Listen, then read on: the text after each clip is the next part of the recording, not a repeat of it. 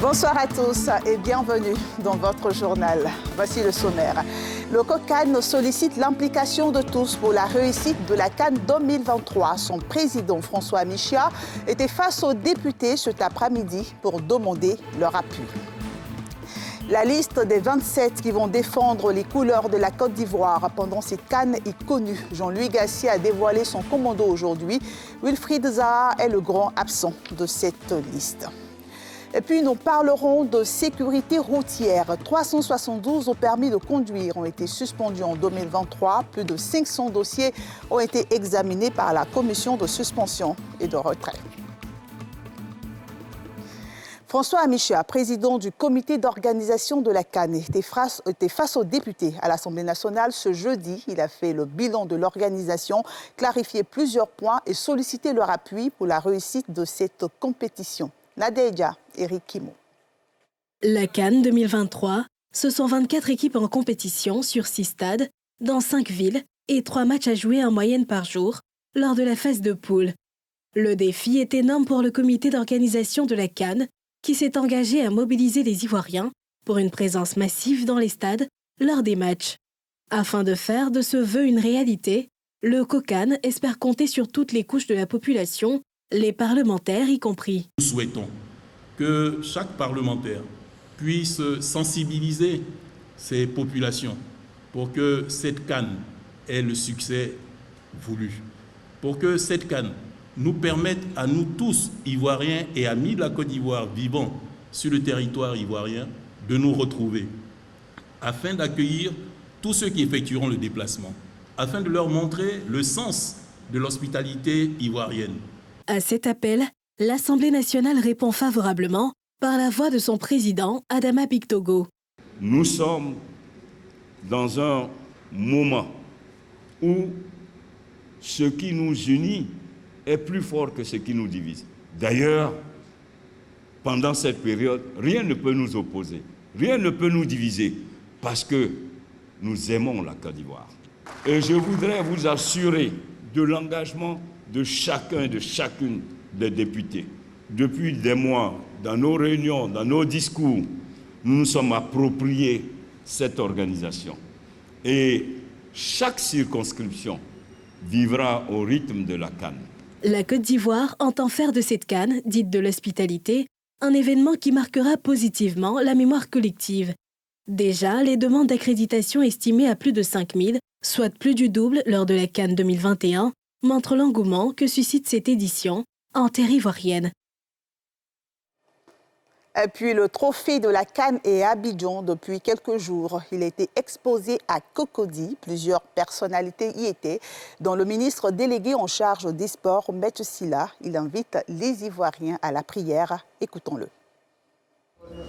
Sonner la mobilisation, sonner la remobilisation, inviter les Ivoiriens à s'approprier cet événement qui est le leur et demander à tous les Ivoiriens de s'unir en prière pour que cette CAN soit parfaitement organisée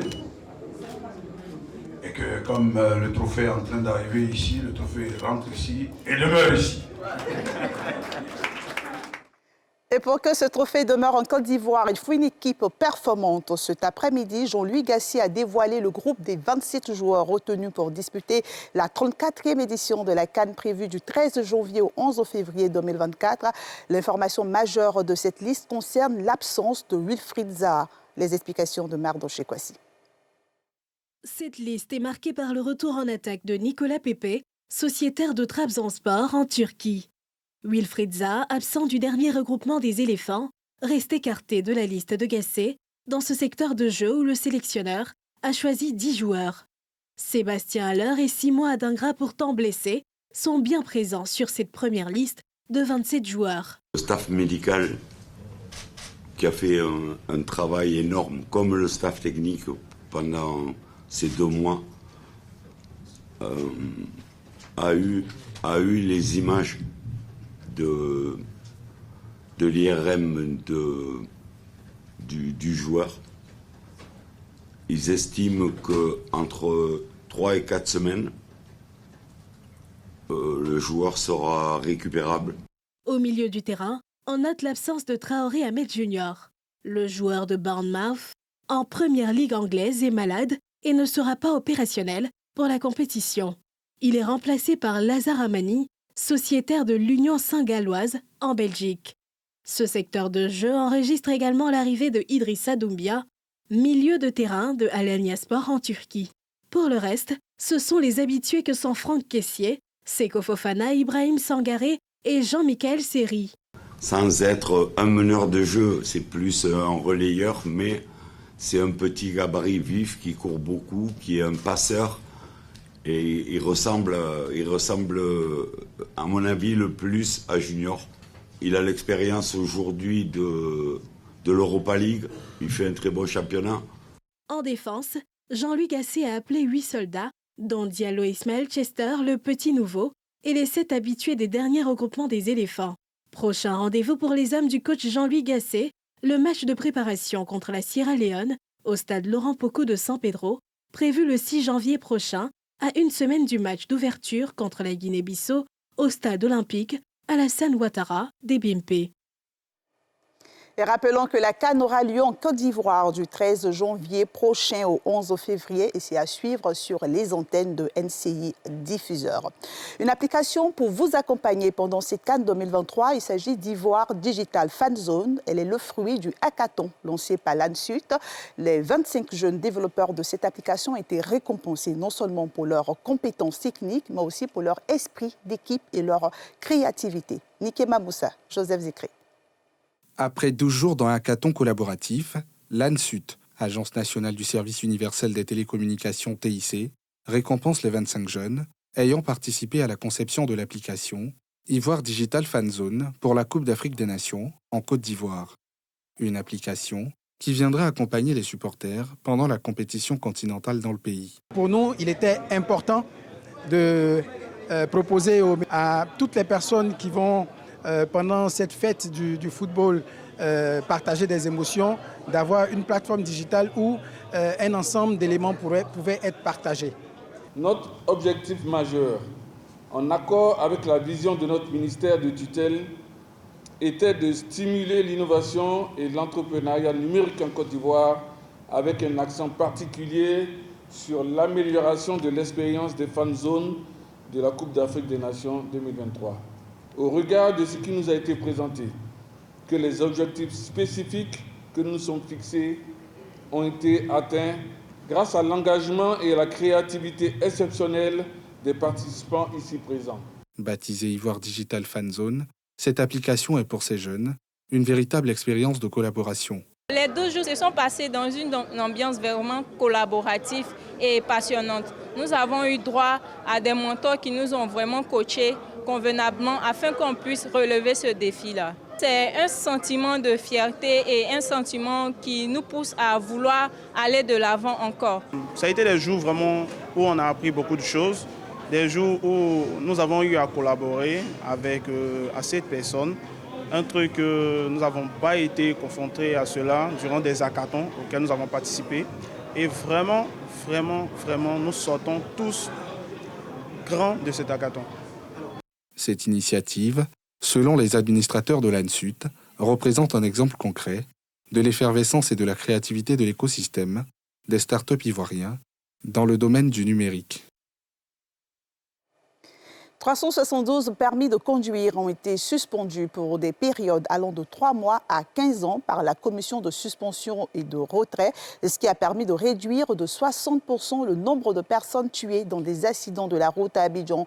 La commission a fait son bilan face à la presse aujourd'hui. En 2023, elle a tenu 12 sessions.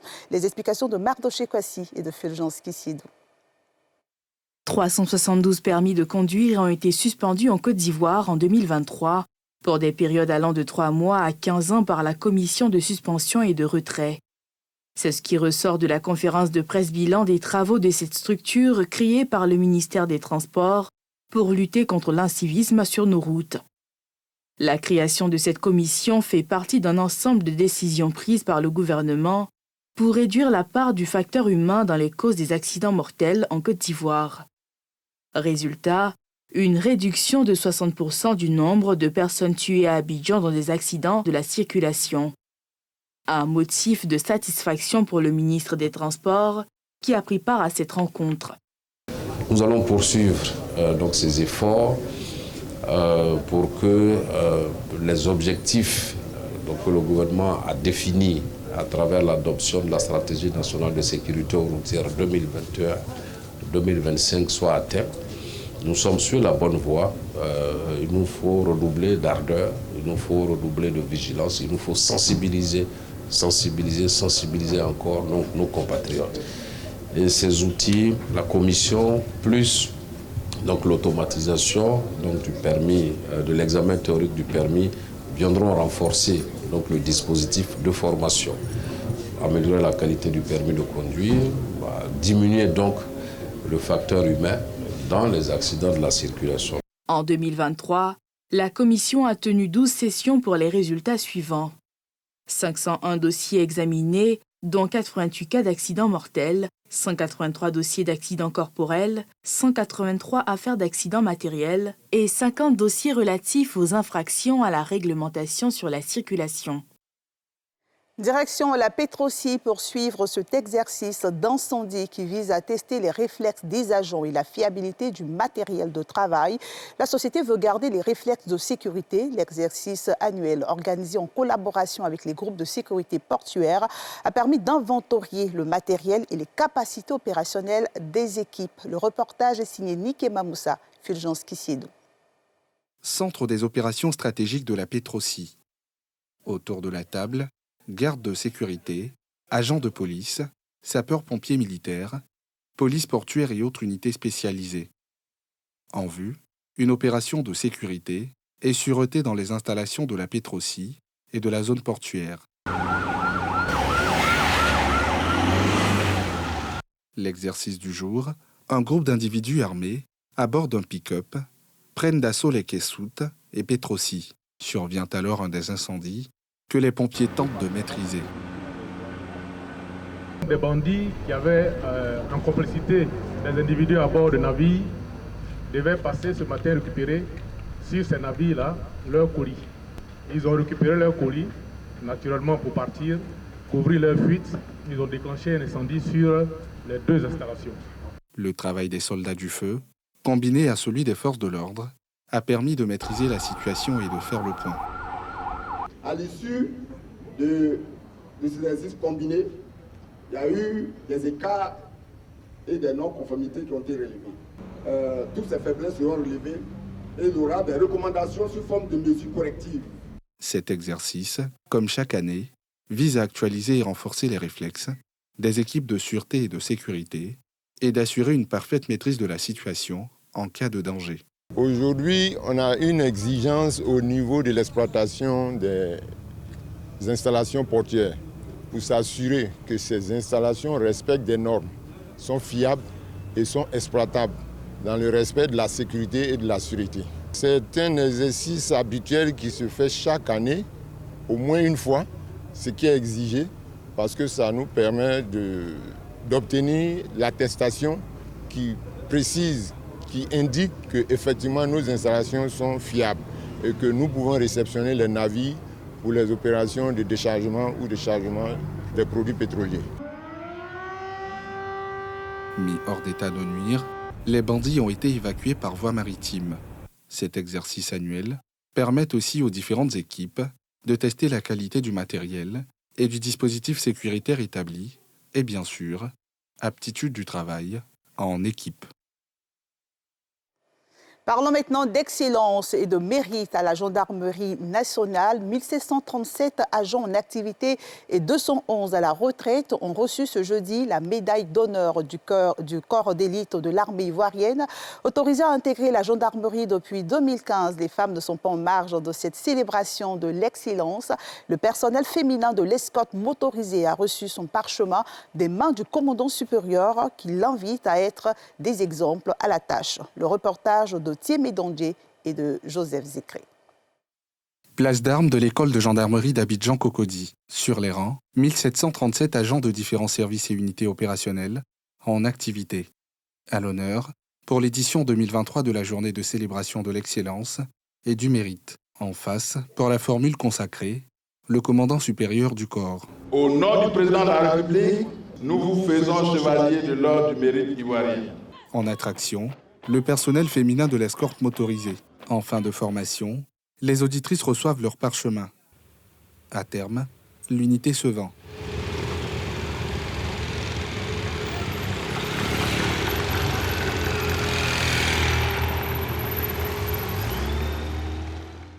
Aux côtés des récipiendaires du jour, des personnels à la retraite et des frères d'armes, de la Marine nationale, de l'armée de terre et des sapeurs-pompiers, ainsi que des civils, issus des pionnières de l'association des épouses de gendarmes. Tout un symbole pour le général de corps d'armée Alexandre Appalo-Touré. À mes frères d'armes de la gendarmerie nationale, et certainement tous nos frères d'armes, je demande que nous puissions copier ces modèles. Nous sommes vers la sortie, mais vous, plus jeunes, vous avez intérêt à copier ces bons modèles. Et nous qui sommes là encore, c'est à nous de vous les présenter pour dire, regardez la voie à suivre. Comme on dit chez les commandos, suivez la flamme. C'est la fraternité que je vous demande, chers amis gendarmes, d'être les frères, les vrais frères de vos amis des forces de défense et de sécurité. Cette reconnaissance du mérite, non à titre posthume, met du baume au cœur de cette vague de récipiendaires. C'est un honneur et c'est la première fois que cela se fait. Nous sommes tous, mes camarades et moi, on est tous honorés d'être reconnus comme avant participé à l'émancipation de l'institution de la gendarmerie. C'est un sentiment de fierté qui m'anime. Je suis très parce que je suis à la retraite, ça fait 17 ans et qu'on me rappelle pour me décorer, je ne peux que me réjouir. C'est une grande première à la gendarmerie nationale qu'on décore les épouses des généraux et les épouses des anciens commandants supérieurs de la gendarmerie que je suis. Merci au président de la République qui a permis que le commandant supérieur nous donne cette distinction. Cette édition a vu au total 1952 agents en activité et à la retraite, ainsi que des civils de l'association des épouses de gendarmes, arborer des distinctions dans l'ordre national, l'ordre du mérite ivoirien, la médaille des forces armées, la médaille de la gendarmerie nationale et la médaille de sauvetage échelon bronze. À terme, un défilé militaire a mis sur orbite à nouveau le personnel féminin de l'escorte motorisée.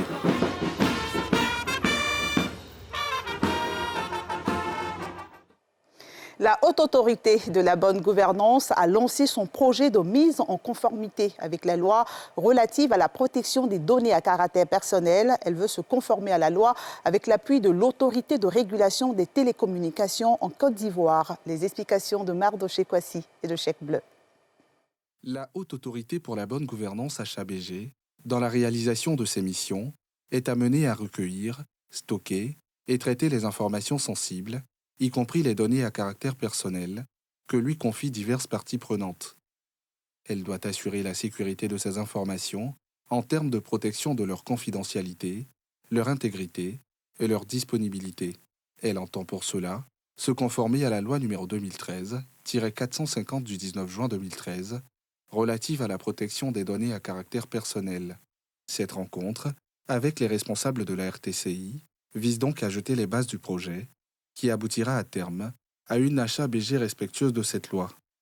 Nous allons accompagner en faisant un audit sur les différents dispositifs de collecte et de traitement de données de la Haute Autorité de la Bonne Gouvernance et en veillant à ce que tous les processus qui sont mis en œuvre soient conformes à ce qui est prescrit dans la loi. Donc nous voudrions féliciter aujourd'hui la Haute Autorité de la Bonne Gouvernance d'avoir entamé ce processus-là qui permettra de renforcer la confiance des utilisateurs et de tous les assujettis. À la Haute Autorité pour la Bonne Gouvernance, nous avons mission de traiter des informations qui sont des données à caractère personnel, notamment lorsque les personnes viennent déclarer leur patrimoine, lorsque nous sommes saisis, soit par plainte, soit par dénonciation, par toutes sortes de personnes victimes des plaignants.